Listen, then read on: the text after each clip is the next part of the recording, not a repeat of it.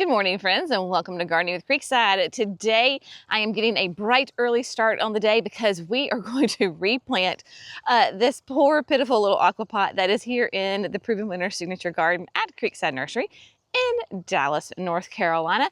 I have got a beautiful combination of plants that are going to give us such texture and color and just loveliness in the garden. This is actually going to be more of a shade planting. So let me show you where we are and kind of give you an overview of everything. We are going to be working in what we call the corner garden here at the Signature Garden because it literally is that far left corner of the garden as you come in. We're going to do a little tour once we get done, but what we're going to focus on is bless her heart, y'all. I mean, that's all I can say. Bless her heart. Literally has not been touched for months and months and months. And it's just, it really is embarrassing to have this in the Signature Garden right now because it is just a hot, stinking mess. So we are going to fix that. So what was in there was a rosemary kind of topiary. We planted that last year. One of the nurseries, wholesale nurseries, gave it to us, and it was in like a pyramid form. Clearly we lost the pyramid form. And then like in the fall through the winter, we had like some purple violas in here, some creeping Jenny. So it is just, she's sad. So what we're going to do is completely empty this AquaPot because soil and everything, my friends, that's going to be the hardest part of this job today, is to empty everything out of here because the soil has been in here since this time last year. And I know that that rosemary has probably sent roots to China. And so we need to get all of that soil out, start with brand new, clean, fresh soil so that the new plants have plenty of room to grow. They've got plenty of nutrition available to them. So that's what we're going to do. If you're not familiar with what is an AquaPot, what am I talking about? AquaPots are self-watering containers from Proven Winners. This is one of like the very original ones. We got these like really when they first came out, and it is gorgeous. It is a beast. It is huge, but it is that glazed ceramic, gorgeous blue. I do love a good blue pot in the garden. And yes, we leave this out all winter and it did just great. Even though it'll have water, you know, up to about quite halfway, it did not crack. It did wonderful. So yes, this stays out year round. Now, okay, fun stuff. What are we going to plant in here? Well, I have got a little wagon full of some beauties. So I kind of have it laid out how we're going to do this. So I have got a Kimberly Queen fern here in the back. That is going to be like our thriller, right? So Kimberly Queens are a great annual fern. For us, they will be, if you left them out in the winter, they're not going to survive the wintertime. So think of a Boston fern, but it's going to be more upright and more sun tolerant. So I could have done a Boston fern, but I really wanted to have kind of that upright shape of the Kimberly Queen as opposed to the Boston. So we've got that, and it is in a gallon-sized container, so it's going to be a big one. Then caladiums. Y'all, I didn't know what caladium I wanted to do until I pulled up, and we just got a new shipment of caladiums in. Look at this. Is she not gorgeous? This is the Heart to Heart Scarlet Flame. I love Scarlet Flame. I have used her many times before, but she is stunning with that green, kind of that pink or red, depends on how you want to look at it. It is gorgeous. So I have two of those. Then, because this is going to be kind of more on the shady side, our flower power is going to come from two different types of begonias. So here I have an angel wing begonia, dragon wing, whatever you want to call it. And you can see that they were in the container. They're a little one-sided. That's all right. I'm going to plant it such, but they have those nice, big, beautiful, waxy green leaves, has that more of a weeping habit to it, lovely pink. So I'm just going to lay her back down so she doesn't fall. So I've got two of those, and then y'all, this is that Double Delight Blush Rose Begonia. It says full to part sun. Here in the South, definitely need it to be more in the afternoon shade, that's what's going to happen with this container. They too have more of a little bit of a weeping habit to them, and they will kind of have that trailing. It too is a wax begonia, but you can see that the leaves have a different color. than the angel wings, and then the blooms. I mean, the blooms on this thing are unbelievable. Look at that. Isn't that lovely? So this is going to be more of my spiller. I'm not going to have a major spiller in here. I am just going to use these blush rose begonias. Let them spill over. They're going to be beautiful against that cobalt blue pot, and it is going to be fantastic. I cannot wait to get this repotted. So my supplies that I'm going to use, of course, are my my potting soil. So with the AquaPots, I really do like using this Proven Winners potting soil. It has that perfect combination of it drains well, but it also retains moisture. So I've got 2 bags. That should be plenty. Hopefully I'll have a little bit left over because, again, that is a very large pot. So I've got 2 bags of that. Then, of course, I have my biotone, and I have the continuous release fertilizer. We'll actually stick that down in the hole and in the container. So this is going to be a super easy, low maintenance, but high performing, gorgeous container that can take that morning sun and afternoon shade. She's going to be stunning. So without further ado, I'm going to begin the fun task of emptying that AquaPot of all the plants and of all the soil. Yep, we're going to get dirty, my friends.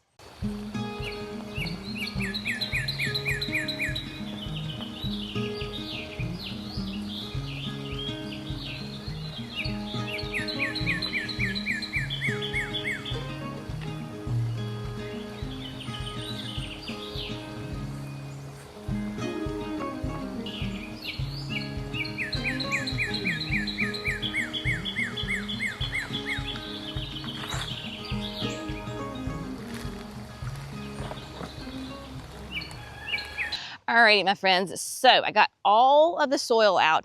Once we finish, I'm going to show you exactly why you want to take all that soil out, because the roots had completely overtaken this pot.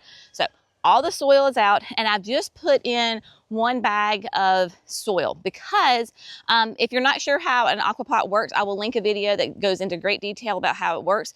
But basically, there's a soil tube that goes down the center of the AquaPot where the water surrounds it. So we want to make sure you pack it really, really good full of soil. So right now I've got tons, 1 bag, but I still have plenty of room in here to add more soil, because I don't want to go ahead and fill tons of soil in it, because my main thing is I have got this 1 gallon Kimberly Queen fern to go in here.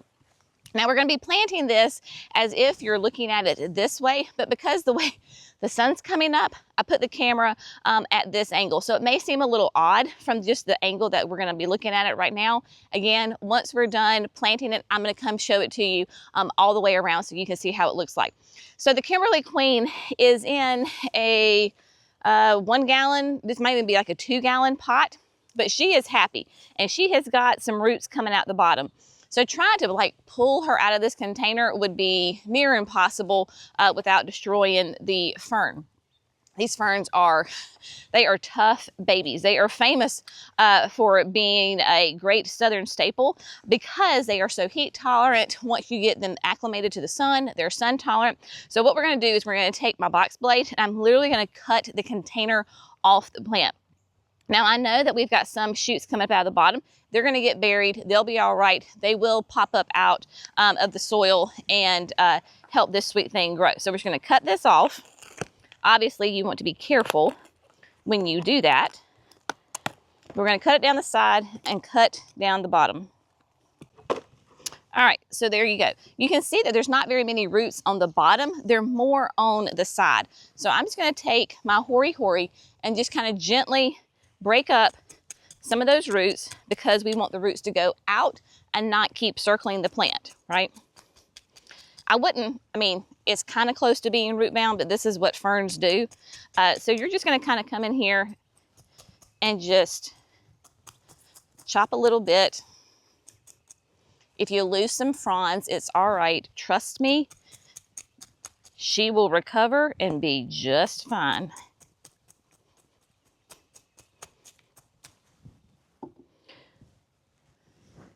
Then we're going to check my depth. All right, so I can add more soil. In containers like this, it's a little bit of back and forth. You do a little bit, you check it. You go back and forth, it's all right. It's part of the process, my friends. Obviously, if you have any clumps of soil, break them up, zhuzh it around. Once I kind of realize where the fern's gonna go and get her planted, then we're gonna put in the fertilizer.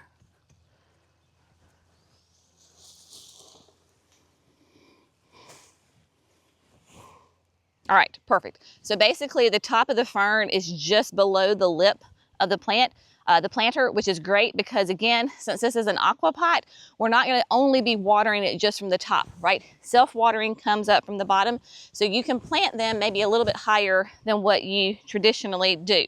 So from this angle, I want it kind of centered because we do have an electrical box back here. That's why this planter's here, and so that'll help disguise that nicely. All right.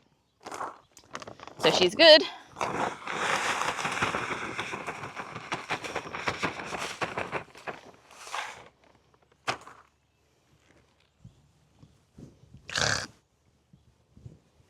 It's always the fun part of biotone, right?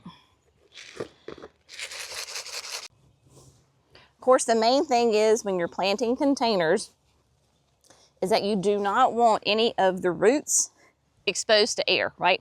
Roots need to be in contact with soil. This is actually taking more soil than I thought. I thought maybe 2 bags would be enough, but I think I'm gonna need part of a third. All right, let me go grab another bag of soil. Okay, so we got more soil in there. So we got plenty of room to add our plants. So next, we're gonna do the caladiums. Caladiums are gonna go right here in the front of the Kimberly Queen. Again, Scarlet Flame, great one because it can do sun or shade. It's fantastic. So I am obviously going to be filling this container really nice and full. Get those babies in there. Make an instant impact. This is, of course, a display garden. People come here to get inspiration, to be wowed, all of those things. So I think this is definitely going to wow and be stunning throughout the entire growing season. All right, so caladiums in, making sure everybody's got soil up around the roots. Next, the angel wings. So we're gonna basically stick the angel wings on the corners here. And this is just your classic, quote, nothing's fancy, dragon wing, angel wing, whatever you want to call it, pink begonia. But man, sometimes you just can't beat the classics. I love a good angel wing begonia. This would also, if you wanted to use this inspiration for a hanging basket, this would be a great option to create a shade-loving hanging basket. Obviously, probably on a smaller scale, but you can get the idea. All right, so next we're gonna put the Double Delight Blush Rose coming over here. So I need to add a little bit more soil because I keep eating my soil. That would probably be my #1 advice for containers. Fresh soil, good soil. Do not buy a $2 bag of soil. You're gonna get $2 results. I'm not saying you have to buy the most expensive one out there. I'm just saying 9 times out of 10, you get what you pay for. And why go to all this trouble with these beautiful plants and then go cheap on your soil, right? So if people say, well, I don't have proven winners where I live, or I don't have this, or I don't have that, do an experiment. Buy a couple of different bags from wherever it is that you have, whether it's your garden center or like a big box store, wherever you have available. Buy a couple of different bags and try it out. Do a test. Which one performs the best for you in your garden? That's that being that student of your own garden. All right. Here we go, my friends. And all of these plants are available at the garden center. Like I literally just walked into the greenhouse and shopped the greenhouse for these. All right, y'all. she's done. So what I'm gonna do is clean up all my mess. I'm gonna go ahead and get her watered in. You wanna water it from the top to make sure that all of that soil is saturated. Then we're gonna fill it up. I've got my fill tube right here. So basically you just stick the hose in there, you wait till water squirts out the back, and you know that it's completely full. Then she is good to go. I have found with the AquaPots that if you're not getting some rain, the first week or two, maybe water it from the top first to get those roots really going. In addition, is if you need to fill it up, right? The great thing about this huge container is this time of year, we will fill this thing up maybe every 10 days, right? We can just top it off every 10 days. It is not going to suck up all that water.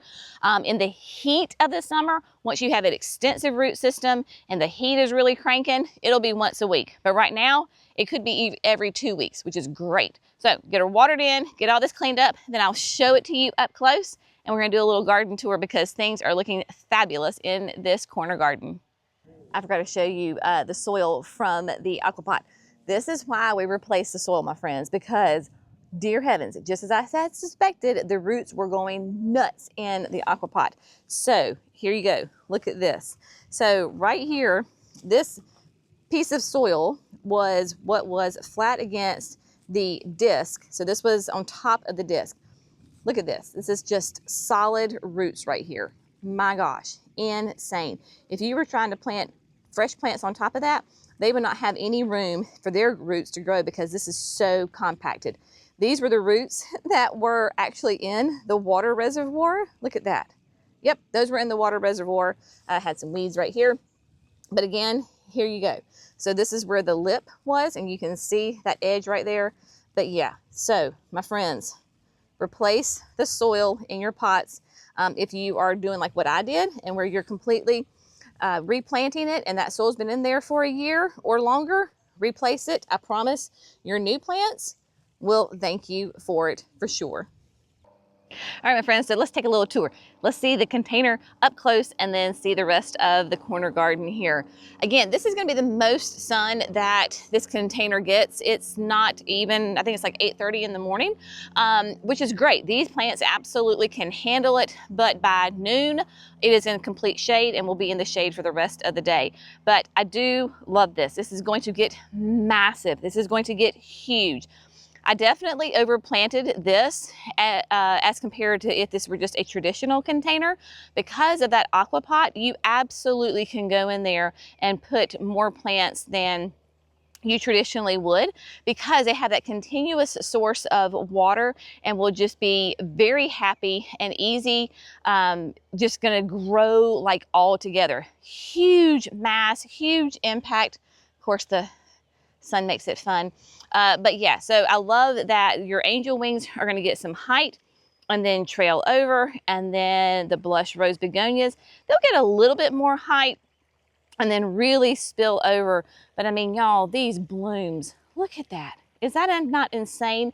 So there is a Double Delight quote series. So there's Double Delight Primrose, which is a pretty yellow, then the Apple Blossom, which is a super pale, like pink, almost like a creamy pink, and then of course, then the Blush Rose. I think that's the 3 in the Double Delight series. But if you are a southerner like me, then basically just remember morning sun, but a break in the afternoon. Now, if you're in a cooler climate, maybe you can do full sun with those guys.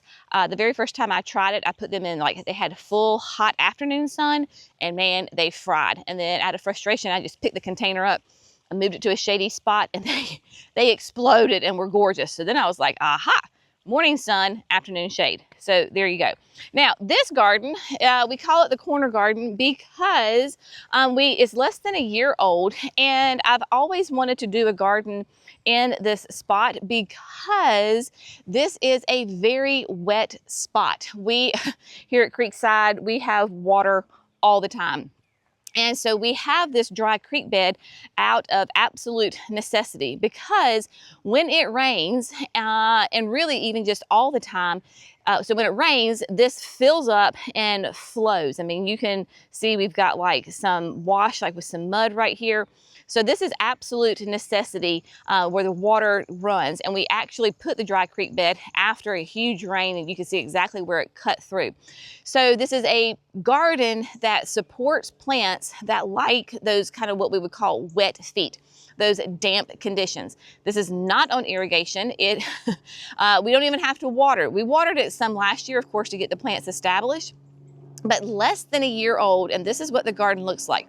So in this little island bed, what we have, of course, we've got some Monarda. This is the leading lady pink. Monarda loves damp conditions, and the leading lady series is going to be more on the petite side.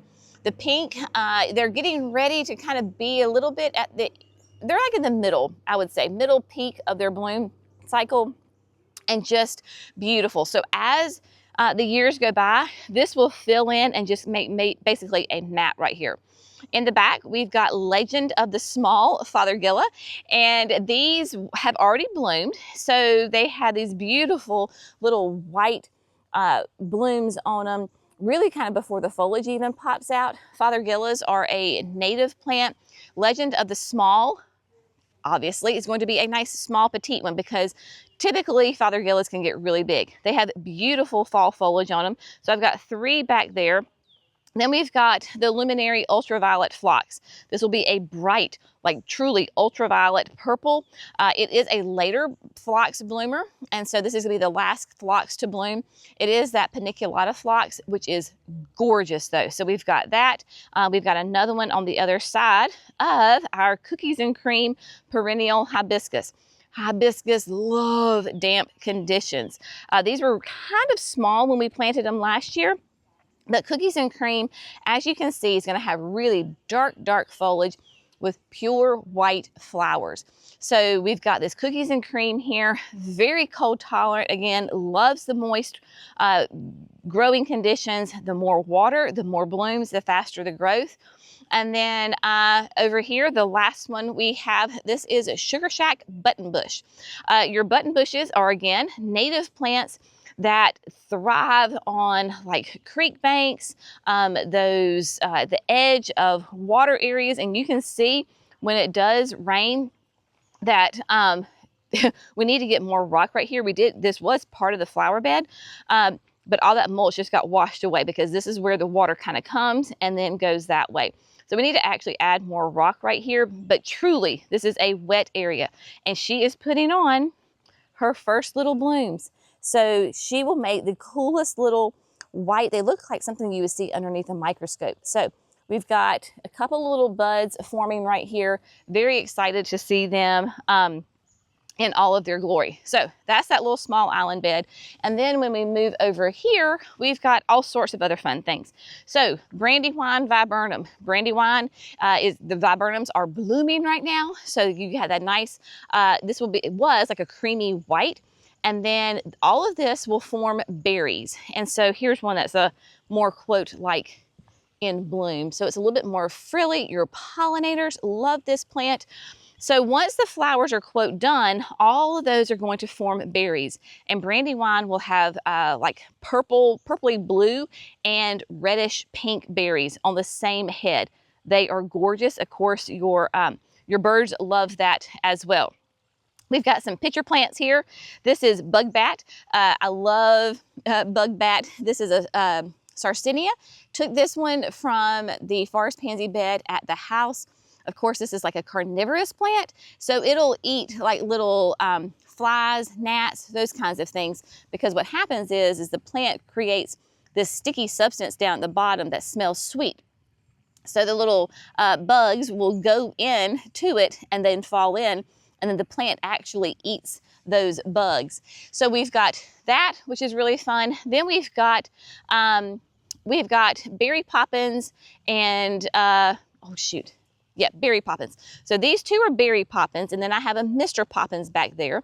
And these are they've already started forming their berries.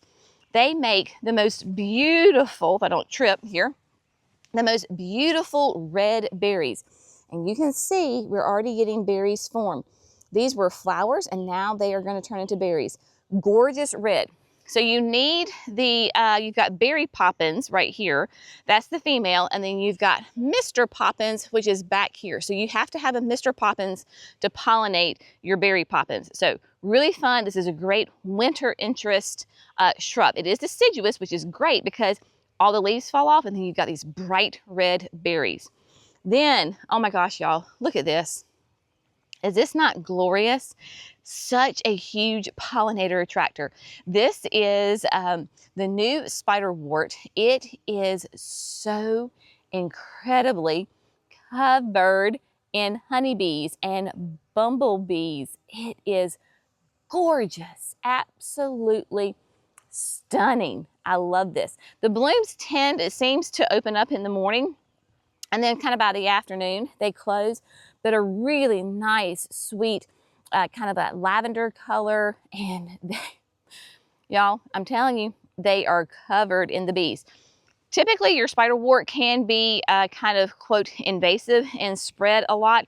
This I have found does not. Yes, the mounds get big, but it does not send out runners. And it's so fun to kind of have it here at the base of the wind sculpture. So there you go. Now we're going to back out this way and kind of look at it here from the front. So in the pot we have, this is a Tokyo tower. It did a gorgeous display of flowers. Of course, that nice creamy white, sweet little flowers that have a nice fragrance to it. So it is growing and doing really well. And then I just kept it really simple and put diamond snow euphorbia around it. So that will live there for as long as it can, which should be quite a while because that is a huge container. Then we've got, coming back over here, so we repeat, we have that leading lady pink Monarda, so we bring it back over here. So this is the opening act, ultra pink phlox, and so this is the phlox that's blooming now.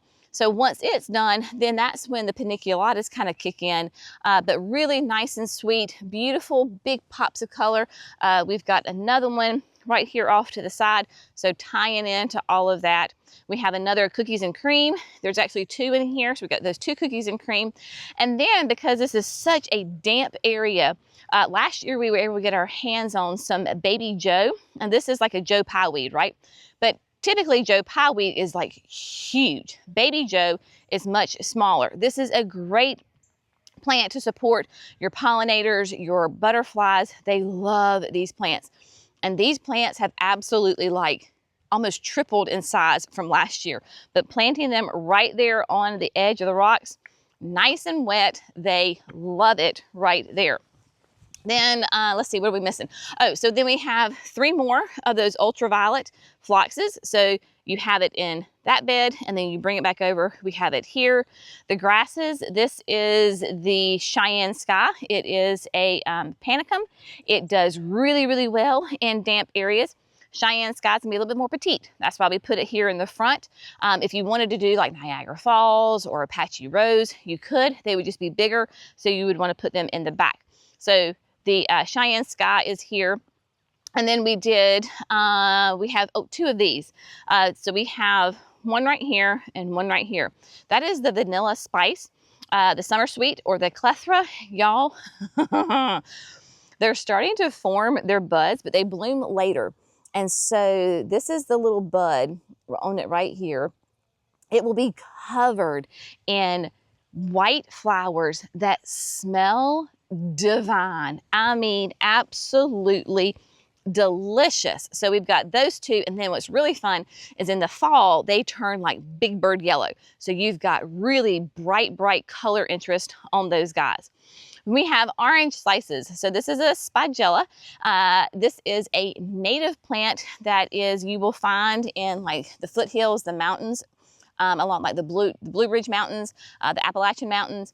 And this is a great, obviously, your hummingbirds love this plant. And so, yeah, it is a great one. It can do those nice damp areas. So very happy right here. We've got 2 of the Let's Dance Ariba hydrangeas. When we planted these last year, because we did this garden later in the summer, oh my gosh, these poor things just struggled. That is not the time of year to plant hydrangeas, but I am happy to say that they have bounced back and done really well. So for them to look like this after not even being in the ground for a year, I'm very happy. Give them 2 more years and they are going to be insanely gorgeous. The Let's Dance Arebas, they are a macrophylla hydrangea. So there are those reblooming hydrangeas. They bloom on old growth, which is what you're seeing right now. So they formed those buds last year, and they bloom on new growth. So they're going to keep blooming throughout the season. The Let's Dance Areba tends to be the most sun tolerant according to the Proven Winner Color Choice shrubs, folks. So that's why I put it here, because it can handle, you know, that sun until, you know, noon, 1 o'clock. Doing really well. It is pH dependent, so it could be pink or blue. It's interesting that we have a lot of these hydrangeas are turning pink. I don't know if it's because of the compost we're using. Is it the biotone? It's just interesting because naturally we have acidic soil, so they would be in those blue families. But you know, time will tell. I don't care if they're pink, they're blue. As long as we get flowers, I don't care what color they are. I am very, very happy. As we move around this corner, we go from plants that are full sun loving all the way, we're coming in to plants that like more of the shade. So we've got the bottle rocket ligularia, which loves it wet. I actually lost 2 though, so I might try to replace them, or that's just an opportunity to put something else there. Hostas in here, so all sorts of fun hostas. This little guy, this is that Charleston basket boy. He was actually broken, so his ankle is broken, so we didn't sell him, and so I was like, well, no problem, we'll just add him to the garden. So put him back here behind the tree and put in those little mini hostas. So you've got like Sun Mouse, I think there's Pandora's Box. I don't know, these two actually look almost the exact same. They're supposed to be different, but anyway, it doesn't matter. Super cute. So those little mini hostas are in there. You've got Pulmonaria. This is, I think, Spot On. You've got Crested Surf ferns in here. You have got Dark Side of the Moon. And can you tell that I planted the hosta when the astilbe was still dormant? And lo and behold, I put one like right on top of that. So I actually need to dig up Ms. America and just kind of move her over a little bit. That'll be another day. We'll worry about that later. So for right now, she's just fine. And yeah, so then we've got Guacamole hosta. I mean, Guacamole, I tell you, she's such an overachiever. So really fun little shade garden right here. And then we said this is the Mr. Poppins. And then last but not least is the Invincible Sublime Hydrangea. So the Invincible is that beautiful arborescent hydrangea that is color specific, and as its name suggests, it is a lime color. So at first I was like, I don't know about a lime colored hydrangea. Y'all, I love it. It brings such beauty and coolness to the garden. It is fantastic. We actually have a really, I don't know if it'll show up, but a beautiful little spider right here on top of it. So yeah, this is a great one. Again, blooms on new growth, and so you can prune it every year. With the Invincibles, again, I have found that they do really well in the sun till about noon, 1 o'clock or so. But if you can give them a break in the afternoon, they will not burn. And yeah, but I mean, everything in here is, I mean, for a garden that's not even a year old, I think we're doing pretty darn good here, y'all. I mean, she is beautiful. She's going to give us that beautiful color and texture throughout the entire growing season into the fall. And then having the AquaPot all done and finished right there. Yeah, it's kind of the icing on the cake for sure. All right, my friends, hopefully you have found this fun and informative and inspirational. If you have, please like and subscribe. We would so appreciate it. But yeah, again, the whole idea for us doing videos like this and for us to have gardens like this is so that we can inspire you and educate you, so that if you have an area that is very wet, like it just stays wet, you can't do anything about it. I cannot relocate springs. We've got so many springs in here that just water just pops up. I am not going to be able to stop that. So don't try to fight it, embrace it. Find those plants that will thrive in those conditions. Clearly, these are thriving and doing really well. After less than a year and they look this good, very happy. So again, hopefully you have found a plant, gotten an idea that you can apply to your garden if you have an area like this. Or if you just want to create a beautiful shade container, there you go. Y'all have an amazing day. We'll see you in the next video. Bye, friends.